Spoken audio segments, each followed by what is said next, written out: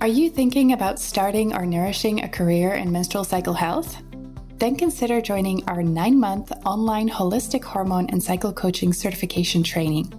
In this training, you get science-backed and evidence-based education, as well as teachings about the somatic aspects of having a menstrual cycle, functional nutrition, hormone testing, and much, much more.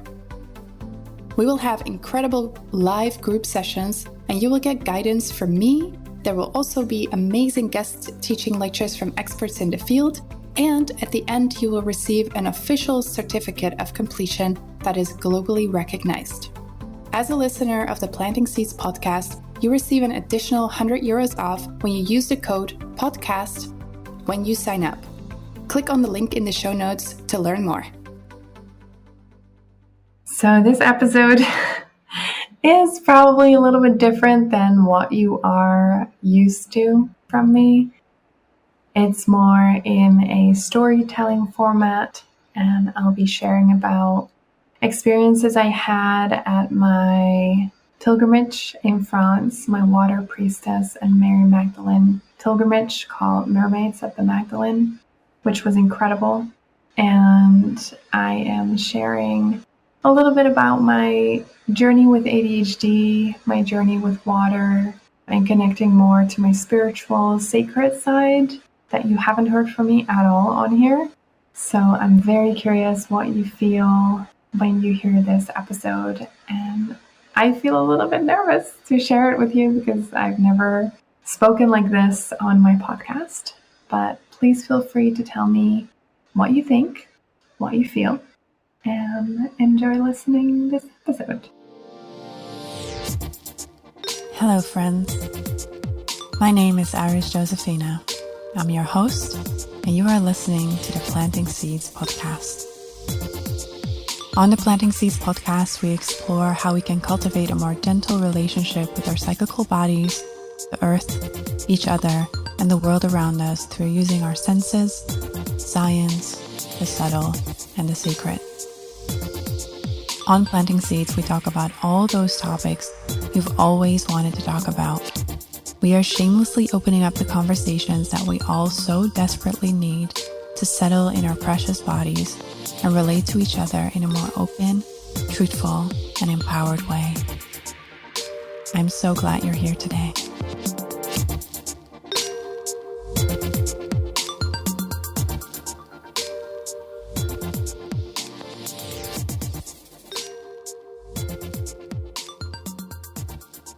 Hey everyone, welcome to a new episode of the Planting Seeds podcast. Today's episode will be a solo episode, and it'll be more in the form of storytelling rather than a very structured way of sharing with you. Because today I will be sharing about my pilgrimage to France. I really feel I'm ready to share about that journey. It took quite some time before I felt I was ready to share about it on here because it's been such a personal, intimate journey that I at first didn't even know whether I wanted to share about this. But I feel the call right now to share this story with the world in the hope that it may inspire others. So I was pulled to go on this pilgrimage in France that was a blend of water priestessing and Mary Magdalene mysteries and wisdom. And this is probably a part of me that many of you who are following my work actually don't know, because I usually share about very sciencey things, very practical things, hormones, all the things. But I have a deep spiritual side to me that is so ready to come out. So I want to use this episode to allow for you to get to know that part of me and for you to understand how this part of me also informs my work, how connecting to the more subtle and sacred and spiritual aspects of life informs all of the work that I do. And many of you have worked with me or learned from me know that I love blending the science with the sacred. So this episode is my invitation for you to come and join me on the sacred side of life, the spiritual part of life. So a while ago, like I said, I signed up for this pilgrimage in France, and I was specifically drawn to the water aspect of this pilgrimage because I have never worked with water as something sacred. I'm the kind of person who has like rocks and shells on their altar, but hasn't really worked with water. So that part was very attractive to me. And the other part of the retreat was going to see and feel and experience places where Mary Magdalene supposedly taught and lived and baptized after her husband, Yeshua, passed away. And she went with her daughter, Sarah, to France. So those were the two aspects that really drew my attention, and I couldn't really explain why. So this is an important part. Like, I did not rationally choose to go on that retreat. It was just, I saw it. It was organized by a dear friend of mine, Dakota Chanel, and she posted about it, and I saw the page, and I didn't necessarily understand everything, but I felt this deep womb call to embark on this journey. And honestly, I had no idea. I had no idea what to expect, how this would be, but I trusted it was the right decision. And so last April, I traveled to France, and I can say with like 1,000% certainty that making the intuitive decision to join this retreat was one of the best decisions of my life. And one of the most beautiful things I have learned on this retreat is that as people, as cyclical beings, as women, we have an incredible ability to create a space of trust and create a space of surrender to bond with one another, but also to bond with everything that life entails. And what I found so beautiful at this retreat is that all of the sisters, all of the women, everybody at the retreat identified as women. So in this episode, I will specifically use this word. Every woman at the retreat was so embodied, so rooted, so grounded. And this was actually the very first experience of my life where I entered a group of people and I didn't have this like weird feeling, you know, that you can have when you enter a group, you don't know everybody, and you feel like, oh, I don't really know about this person. You know what I'm talking about? When you're like meeting new people, going to a new class, or whatever it is that you're going to do, and there is a group of people, like there is naturally people you feel more drawn to, and naturally people you don't feel so drawn to usually. With this retreat, I felt like the strongest pull to all these women in the group. And it turns out that everybody in the group had that feeling. So this was already something so special. And I just loved every woman on this retreat. And the reason why we could connect so easily is because the space was so sacred and so set from the beginning that everybody could be exactly who they are. And that was the invitation. And so from that moment onwards, we would go onto these beautiful day trips and we would do beautiful ceremonies.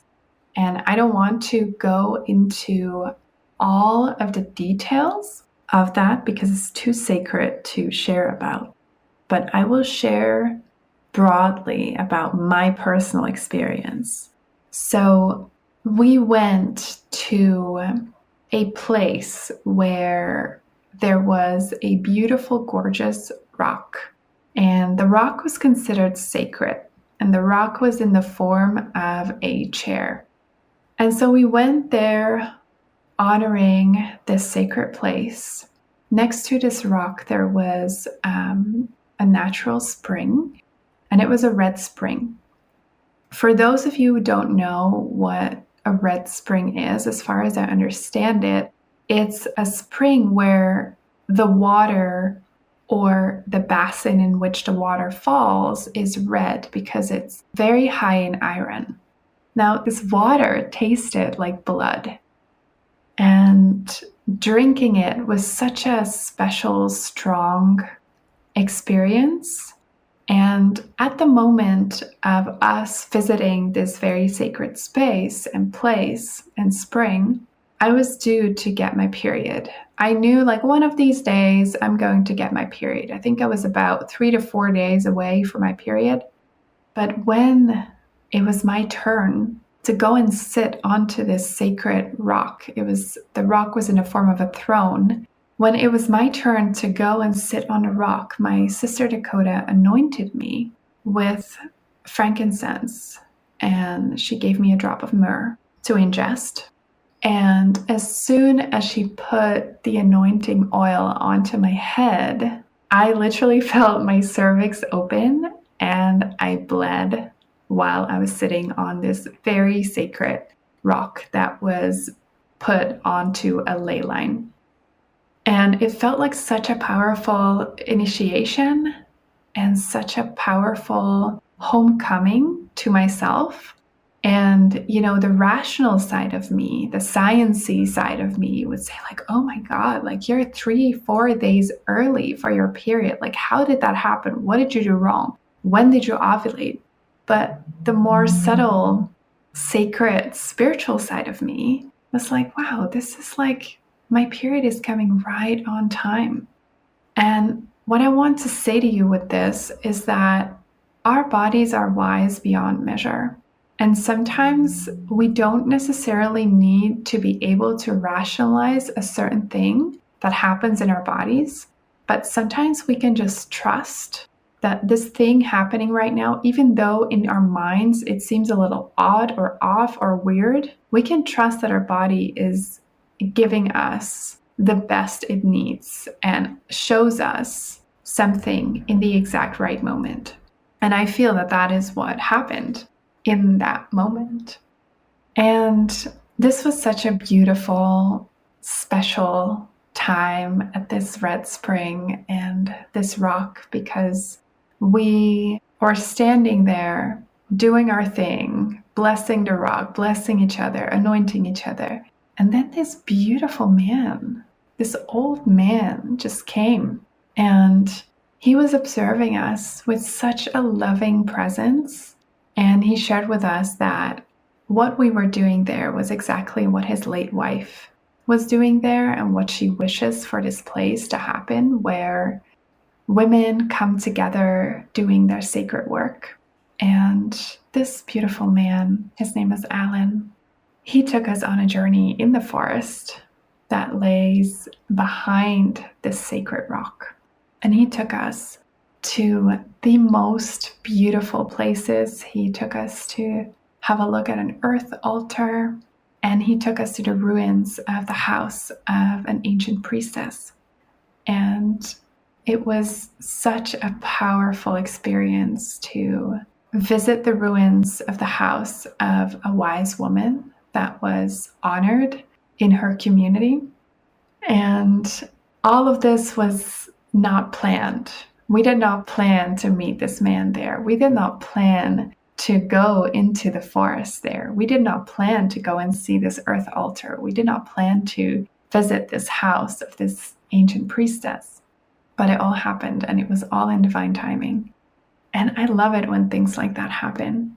And after this day, after this experience, we came back home to our castle. We were staying in a castle, beautiful Cathar castle. We came home, and I was reflecting on how I felt with all of these women who hold the highest vision for our own healing, for the healing of the world, to be of service towards ourselves, towards our communities, towards the world. And I was reflecting on all of this, and a week before I went on the retreat, I was actually diagnosed with ADHD, and that was a huge revelation and relief and struggle. And I will record an entire episode about this, but I wanted to mention it here because I realized something on the retreat. When I have to function in the world, in society, a certain set of norms is there to be respected, to be lived. And there is a certain way of doing things that is expected by society from us, like how you plan your days, how you do your work, how productive you are, how you do certain things, how you speak to people. And the expectations that are put onto me in mainstream society and just the energy of society, the fast pace of society, it makes me feel very restless. And it gives me the feeling that I always have to do and be more. And what also comes with ADHD, and I only recently learned this, is that there is an immense fear inside of me to be rejected, and it's almost like a subconscious fear, a fear to be rejected, like a subconscious fear that people will think something of me, a subconscious fear that people will know I'm different. Like this is the life that I've lived my entire life until I had my ADHD diagnosis and everything all of a sudden made sense that yes, I have a neurodivergent brain and thus I will never be able to fully be a neurotypical person because it's not how my brain functions. But in this retreat, all of the rules and the ways of society were not at play. It was not the expectation during the retreat that everybody was behaving like we're behaving in society. At the retreat, the highest purpose of us coming together was to harmonize, to be our most open, vulnerable, heartfelt self, to be our truest self fully. And we were invited and encouraged to be our fullest self. And there was a very harmonious, sacred, safe space created for us to step into, to be ourselves. And I remember I was speaking with my roommate, Julia, who also happened to have ADHD. And I was speaking to her and I said, it's like all of my symptoms are gone. It's like my mind is quiet for the very first time in my life.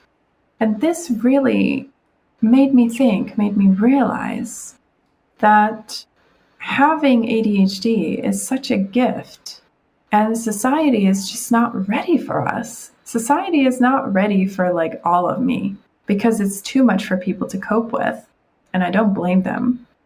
But being in a space where all of that was allowed, all my thoughts, all my ideas, all my expansiveness, the vastness of my brain, the vastness of my heart, the way I can dream, the way I can foresee, the way I can attune, all these things were accepted and encouraged at the retreat. And this made me realize that I am so safe to be whoever I want to be. And all these women had given me permission for that.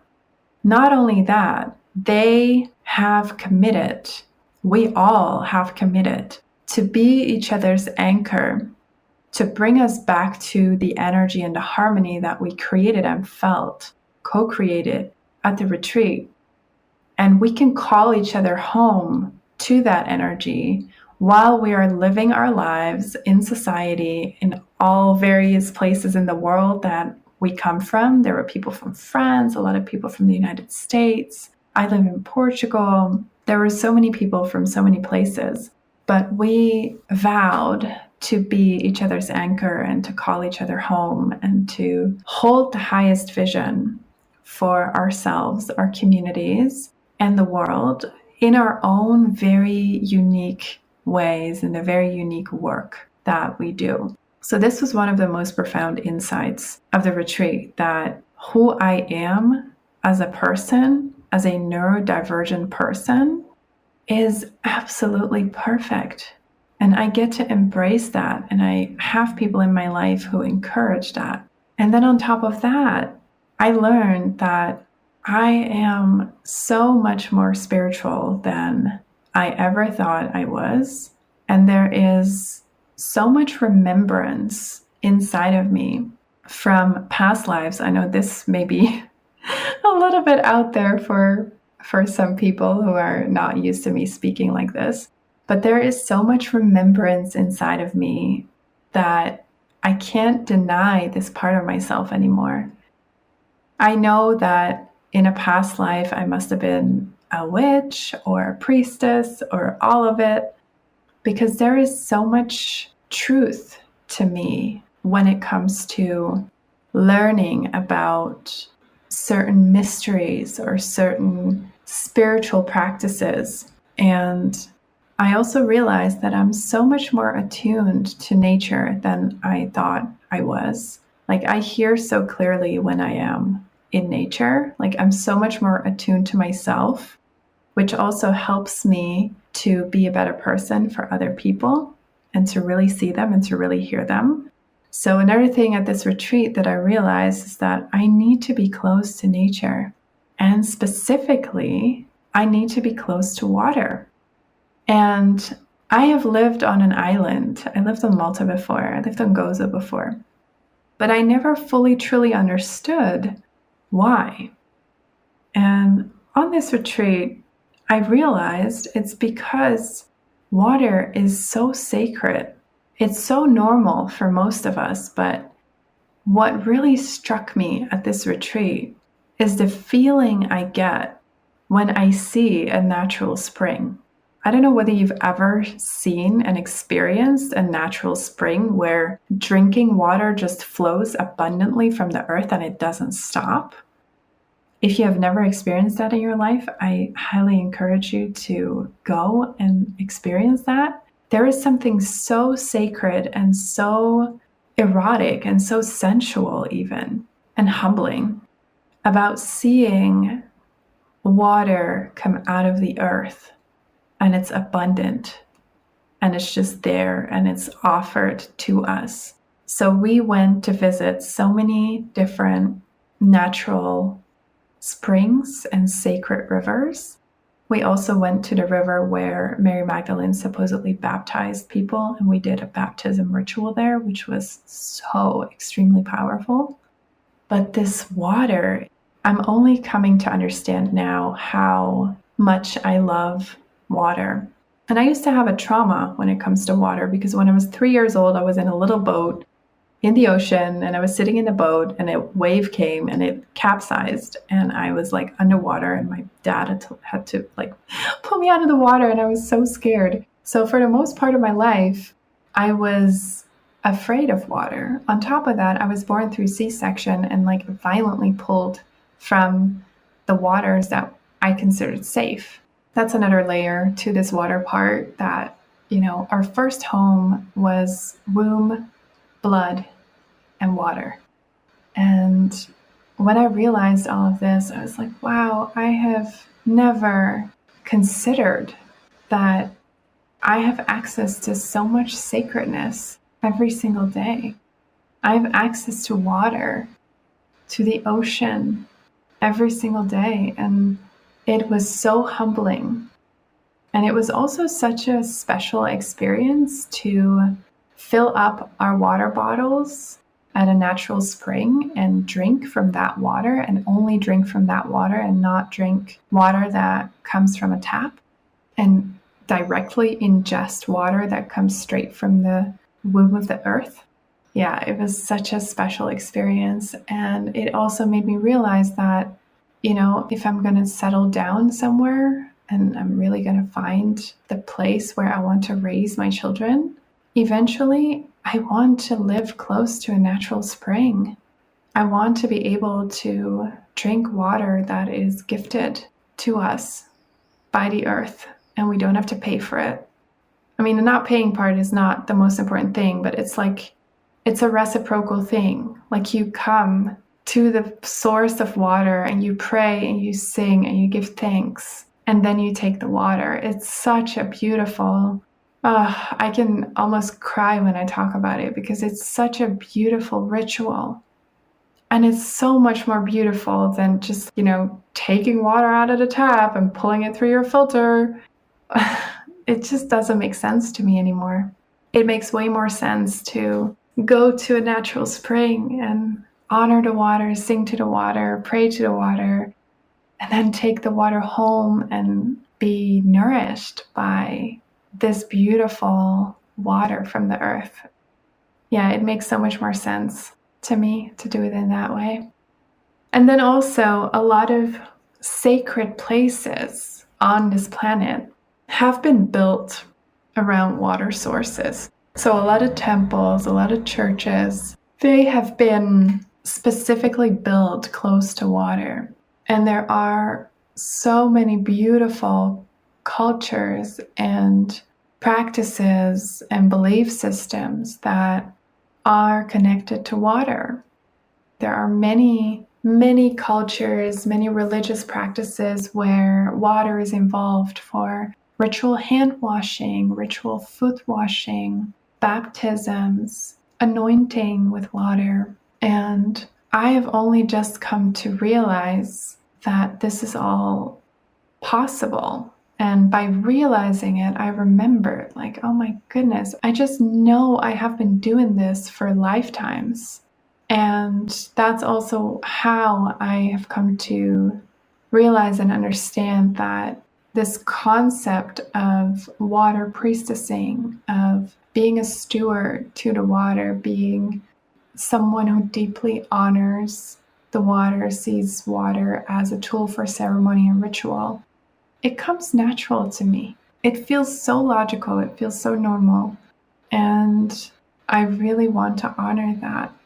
It also makes me honor, the water that flows from our bodies. Like there are so many different types of water that our body has. We have the lymph fluid, which is a supposedly salty fluid that flows through our bodies. And there was this beautiful teacher, Michel Audin, who wrote a beautiful book about water and sexuality.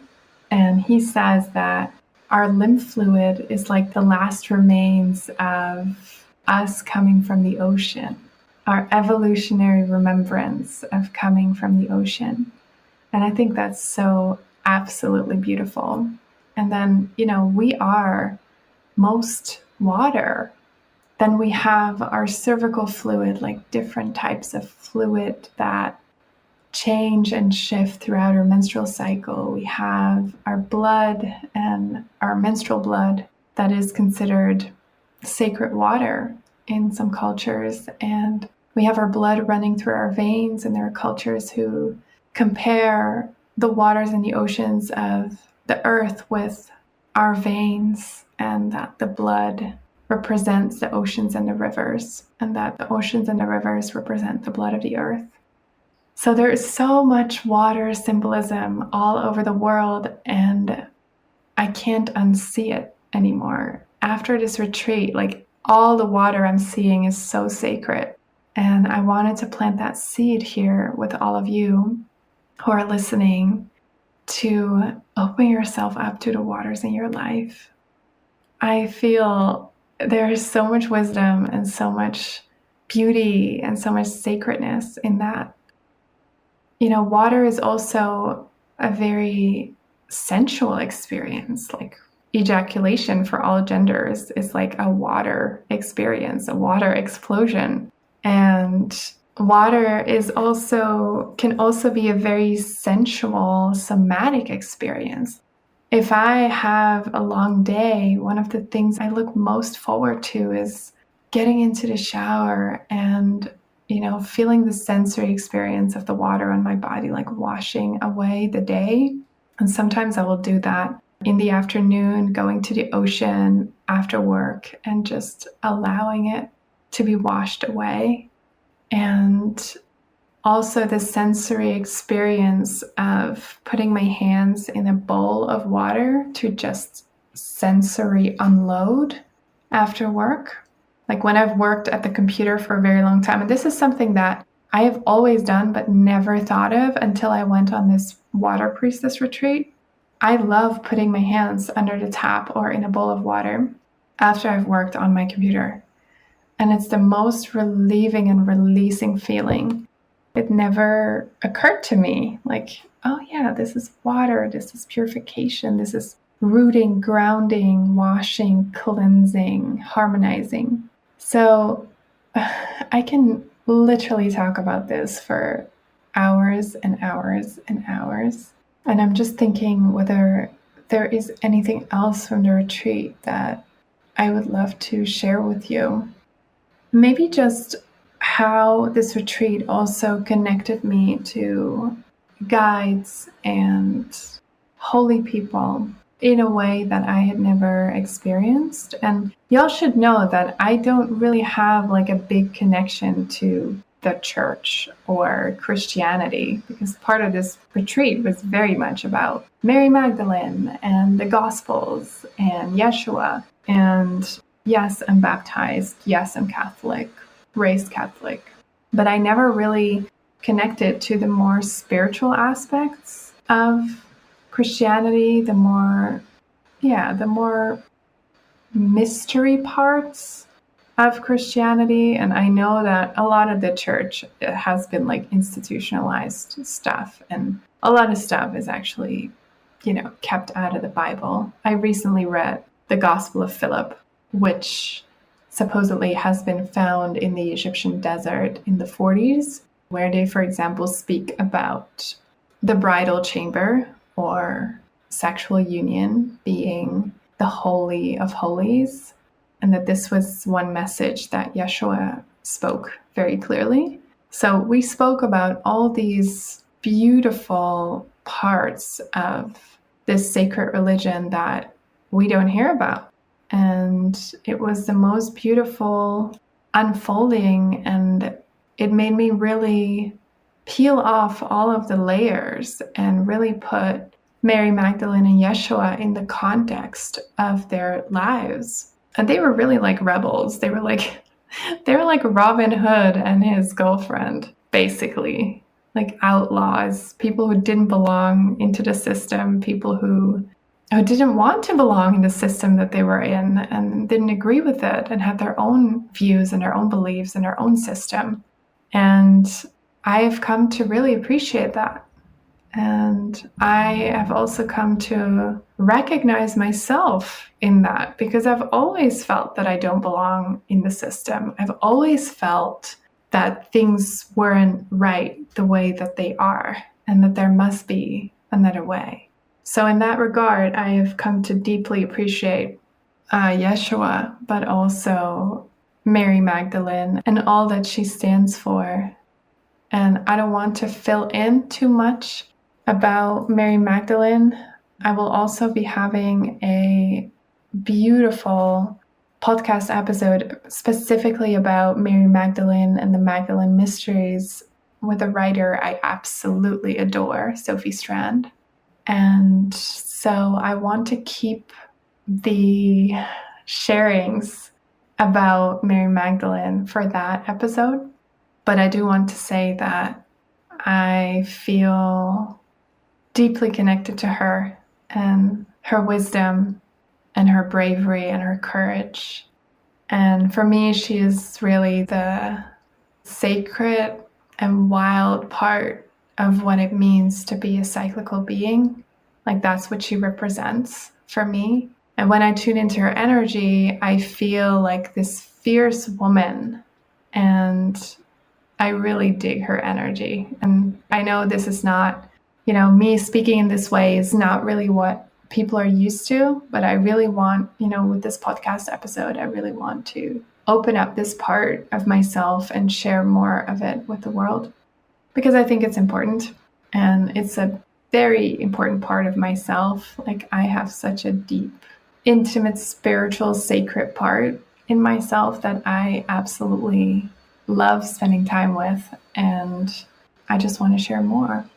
I want to speak more about, being guided by the sacred, tuning into our own sacredness, potentially connecting with our, guides and ancestors. Yeah. I think that's what I wanted to share for today. And I am absolutely really curious about how this was for you. How was it to listen to me share so freely in a non-structural way, just, free flowing and sharing stories with you? Because it's something I really love, and I would love to know what you think about me doing that. So feel free to pop me a message on Instagram or drop me an email, and I'm very curious to know. And I want to close off this episode by reminding you to go and find natural springs in your neighborhood and see how you feel when you are close to them and when you connect with the waters. Have a beautiful rest of your day, and I see you in the next episode. Thank you so much for listening. If you enjoyed this episode and you'd like to help support the podcast, please share it with others, with your friends, with your family, post about it on social media, or leave a rating or a review on all the platforms. To catch all the latest news from me, you can follow at the Planting Seeds Podcast on Instagram or at Cycle Seeds on Instagram, or you can go to my website www.cycleseeds.com. Thank you again so much, and I'll see you next time.